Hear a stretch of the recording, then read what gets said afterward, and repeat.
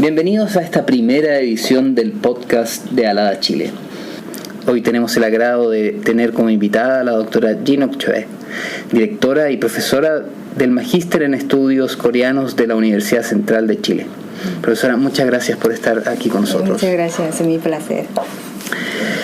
Si podemos partir comentando un poco de tus actividades e investigaciones actuales aquí en la universidad. Okay. Y bueno, soy profesora y directora del Máster en Estudios Coreanos en la Universidad Central de Chile y me encargo los programas de Corea, por ejemplo, los cursos de idioma coreano y el taller de introducción a la cultura y sociedad coreana. Además, este año, nuestro equipo ganó un fondo internacional de proyecto del gobierno de Corea del Sur. Este fondo nos permitirá lanzar el Magíster en Estudios Coreanos y establecer el Centro de Estudios Comparados de Corea. Así que me he concentrado en la preparación de las bases para desarrollar los estudios coreanos en la universidad. Mi investigación principal como académica se centra en temas de migración. En la sociedad coreana, la migración cambió mucho el panorama social. Además, me interesan los inmigrantes coreanos en Chile y América Latina. Hoy en día, la migración es un gran tema en la sociedad de Chile como un país receptor de inmigrantes. La sociedad se enfoca en los conflictos y cohesiones con los inmigrantes. En este ambiente social me interesa mucho cómo se han asentado inmigrantes coreanos y asiáticos en Chile y qué significa Asia en la sociedad chilena. Y cuénteme, doctora, ¿cómo llegó a enfocarse en el estudio de la diáspora coreana en Chile? Sí. Hoy día, unos 7.200.000 coreanos viven en 181 países en todo el mundo, principalmente en China, Japón y Estados Unidos. Es decir, la mayoría de las investigaciones de la diáspora coreana se enfoca desde el estudio de la inmigración en esos países. En la actualidad no se encuentran muchas investigaciones de los inmigrantes coreanos en América Latina y me gustaría contribuir al estudio sobre la diáspora coreana en este continente. ¿Y cuál es la situación actual de los estudios sobre la diáspora coreana en Chile? Respecto a la migración de los coreanos aquí en Chile, no existe mucha investigación académica. Solo existen datos estadísticos mínimos como el número de residentes, sus trabajos, etc. Y mi tesis doctoral es la primera en la área que profundiza el análisis de la migración aquí en Chile. ¿Y me podría también decir, doctora, cuál es el nivel de desarrollo de Chile de estos estudios, pero en comparación con otros países de nuestra región?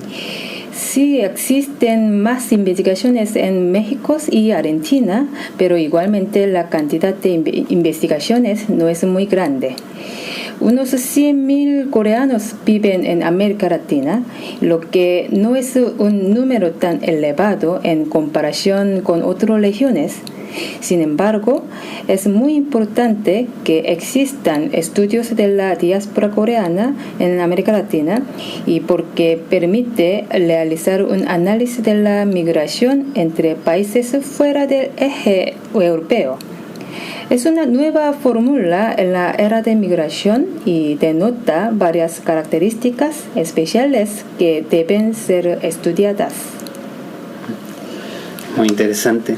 Sí. Doctora, si podemos pasar ahora a revisar temas de la actualidad de la península coreana. Como sabe, ha estado mucho en el centro de la noticia últimamente. ¿Ya? Partamos con algo bastante básico. ¿Nos podría decir quién es Moon Jae-in, el nuevo presidente de Corea del Sur, y si tiene experiencia en cargos públicos o es una figura relativamente nueva en la política coreana? Sí, y presidente Moon Jae-in es centro izquierdista y trabajó en el gobierno de expresidente Roh Moo-hyun como el jefe de gabinete presidencial, asesor legal y social. También era ex candidato presidencial. Antes sirvió como abogado defensor de derechos humanos. Por eso su slogan en la elección era presidente confiable. Ahora tiene muy buena evaluación en las encuestas por sus reformas y los coreanos secundan las políticas que el gobierno quiere implementar. Doctora, cuénteme, si puede decirlo a la gente que no está ligada al tema académico, ¿cómo describiría a Corea del Norte y a su actual líder Kim Jong-un? Sí, este es un tema muy sensible. Y Kim Jong-un es nieto del Kim Il-sung, el fundador de Corea del Norte. Es joven y no tiene la alta legitimidad política como su padre o abuelo. Por eso su estilo de gobierno se ve muy duro, ya que debe probarse como un líder fuerte. ¿Hay alguna presencia en América Latina de ciudadanos norcoreanos? No creo que existan muchos. La mayoría de los desertores de Corea del Norte huyen a China o a Corea del Sur.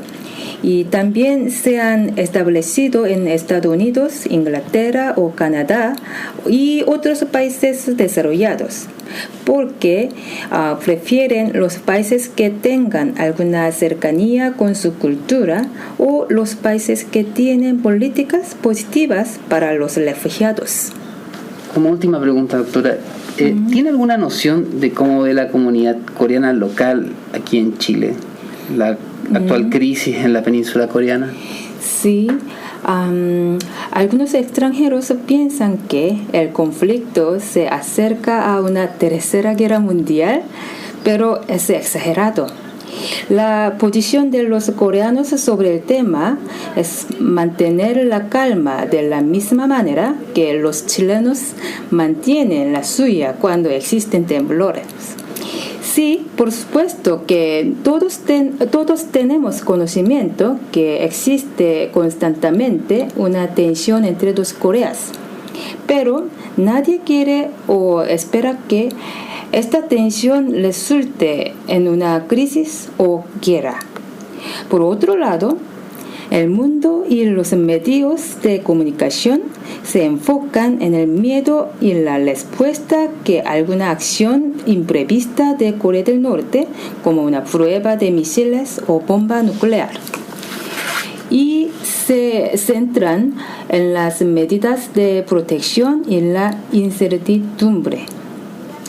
En esta situación entiendo la reacción de la comunidad internacional, pero en la historia de la península coreana, las relaciones entre las dos Coreas han tenido altos y bajos. Y esta no ha sido siempre mala o estancada como lo es hoy. En el pasado, muchas políticas implementadas por gobiernos de Corea del Sur se han enfocado en lograr un entendimiento y paz entre ambos pueblos. Es por eso que los coreanos vemos en el nuevo presidente Moon y como una oportunidad de volver a lograr este tipo de relaciones a través de políticas intercoreanas. Muy interesante, doctora Choi.